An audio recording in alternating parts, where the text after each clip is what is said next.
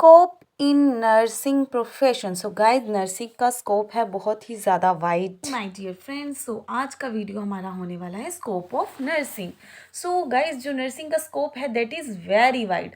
सबसे पहले हम बात करते हैं जीएनएम, जनरल नर्सिंग मिडवाइफरी का कोर्स करने के बाद जो है आप ज्वाइन कर सकते हैं as a nursing officer in hospital. तो कुछ के मन में क्वेरीज आती हैं कि क्या नर्सिंग जीएनएम करने के बाद क्या वो हॉस्पिटल तक ही सीमित रह सकते हैं? No guys, no. आप as a GNM as a nursing officer बनने के बाद आप एज अ स्कूल नर्स काम कर सकते हैं, एज अ इंडस्ट्रियल एरिया में भी काफ़ी आजकल न्यू एरा में वैकेंसीज आती हैं। बिकॉज काम करते वक्त किसी को कोई इंजरी हो जाए, फर्स्ट एड देने के लिए, हॉस्पिटलाइजेशन प्रोसेस के लिए जो है नर्सिस को हायर किया जाता है। तो आप एज अ इंडस्ट्री नर्स भी वर्क कर सकते हैं। उसके बाद थर्ड वन, एयरपोर्ट नर्सिस का बहुत ज़्यादा स्कोप है, क्रूज़ में, शिप्स में। सो बहुत स्कोप है गाइज। आप ये मत समझिए कि आपने जीएनएम करा तो आप सिर्फ हॉस्पिटल में काम कर सकते हैं, ठीक है। सो आपकी कोई भी क्वेरीज होती है रिगार्डिंग नर्सिंग प्रोफेशन के कुछ भी किसी भी टाइप की, तो आप मुझे कमेंट सेक्शन में कमेंट कर सकते हैं। सो गाइज, नेक्स्ट हम आते हैं कि आप होम केयर में भी जा सकते हैं। होम केयर में भी अच्छी सैलरीज ऑफर होती हैं, बट मेरा मानना है कि आपको पहले हॉस्पिटल में कुछ टाइम काम कर लेना चाहिए, वहाँ से सीखना चाहिए अच्छे से, एंड देन आप होम केयर में भी जा सकते हैं, ठीक है। इसमें भी आपको अच्छी सैलरी, अच्छे पैकेज आपको मिलते हैं। उसके बाद आप, होम केयर हो गया, गवर्नमेंट टेस्ट की प्रिपरेशन करिए। मेरा मानना ये है, नर्सिंग करते हैं आप, साइड बाय साइड कहीं हॉस्पिटल में ज्वाइन कर लो। अगर नहीं कंफर्टेबल हो तो अपना कोचिंग लो एंड गवर्नमेंट टेस्ट दो, क्योंकि जैसे ही हम पास आउट होते हैं तो हमारे माइंड में हर एक जो हमने चीज़ पढ़ी होती है वो हमारे माइंड में फ्रेश होती है, तो हम ईजिली अपना गवर्नमेंट टेस्ट जो है वो क्रैक कर सकते हैं। Clear? As a military nursing officer आप अप्लाई कर सकते हैं।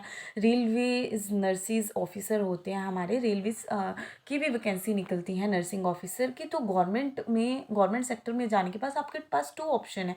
एक होता है हमारा contract base and second one is our कि आपको गवर्नमेंट टेस्ट क्रैक करना है एंड देन आप गवर्नमेंट हॉस्पिटल्स में जॉब ज्वाइन कर सकते हैं। So scope is very wide. Second हम बात करते हैं जिन्होंने बीएससी कंडक्ट करा है, पोस्ट बीएससी करा है, एमएससी, एमफिल एंड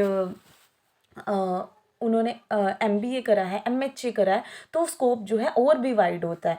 जो मैंने आपको पहले बताया वो ऑप्शन तो आपके पास है ही हैं। उसके अलावा आप एज अ क्लिनिकल इंस्ट्रक्टर काम कर सकते हैं, एज अ एजुकेटर काम कर सकते हैं, कॉलेजेस में भी आप वर्क कर सकते हैं। बट जो जीएनएम वाले हैं वो कॉलेजेस में एज अ टीचिंग लाइन में नहीं जा सकते। इसके लिए आपके पास डिग्री होना बहुत ज़रूरी है। और जब हम पीएचडी कर लेते हैं तो हमारे आगे किस चीज़ का टैग लग जाता है? डॉक्टर्स का। आप एज अ रिसर्चर वर्क कर सकते हैं, डब्ल्यूएचओ में भी आप जा सकते हैं। उसके लिए हमारे पास सेपरेट डिग्रीज़ हैं, क्योंकि स्कोप बहुत वाइड है तो कोर्सेज भी बहुत वाइड है। क्लियर? सो उसके बाद आप जो है क्वालिटी बहुत ही रेपुटेटेड एमएचए करके, क्वालिटी में बहुत वाइड स्कोप है ना।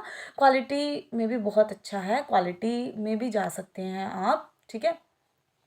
एज अ ऑडिटर आप वर्क कर सकते हैं क्वालिटी में जाके। सो काफ़ी अच्छा रहता है, पॉलिसी इम्प्लीमेंटेशन वो सारी चीज़ें होती हैं उसमें।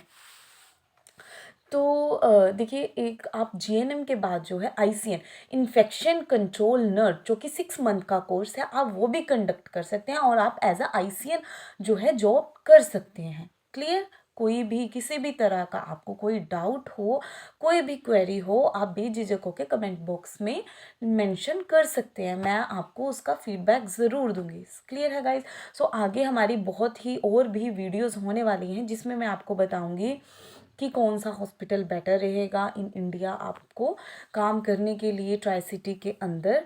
और सैलरीज भी मैं ज़रूर डिस्कशन करूँगी, नर्सिंग करने में कितना एक्सपेंडिचर है वो सारी चीज़ें मैं आपको बताऊँगी। क्लियर? सो गाइज, देखिए, नर्सिंग का स्कोप सच में बहुत वाइड है।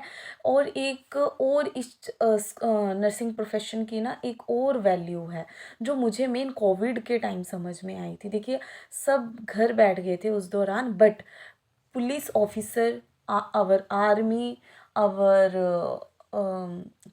जो शेफ़ होते हैं, है ना, होटल्स में काम कर रहे हैं, और नर्सिंग ऑफिसर, डॉक्टर, इनकी जॉब जो थी वो कंटिन्यूटी में थी। तो मुझे बहुत ही प्राउड फील हुआ उस टाइम पे अपने प्रोफेशन के ऊपर, क्योंकि बहुत अच्छा लग रहा था उस टाइम दौरान। उस टाइम अपनी वैल्यूज़ जो थी, अपनी इम्पोर्टेंस, कमाने वाले हम लोग थे, खर्चा करने वाले हम लोग थे, पेशेंट्स को देखने वाले हम लोग थे। तो देखिए, सभी चीज़ें मैटर करती हैं, इनकम भी मैटर करती है। इसमें गाइस आपको बहुत ईज़िली जॉब मिल जाती है, सबसे अच्छा बेनिफिट ये है, रेदर देन आपका लाइसेंस रद्द ना हो वो।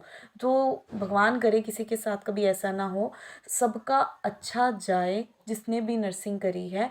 मैं आपको प्रोसीजर के रिलेटेड भी सारी जानकारी दूंगी, सारे प्रोसीजर्स बताऊंगी, डिसीज़ कंडीशन के बारे में मैं डेली कुछ ना कुछ वीडियोस जो है अपलोड करती रहूँगी, जिससे आप अपनी नॉलेज को एनहांस कर सको।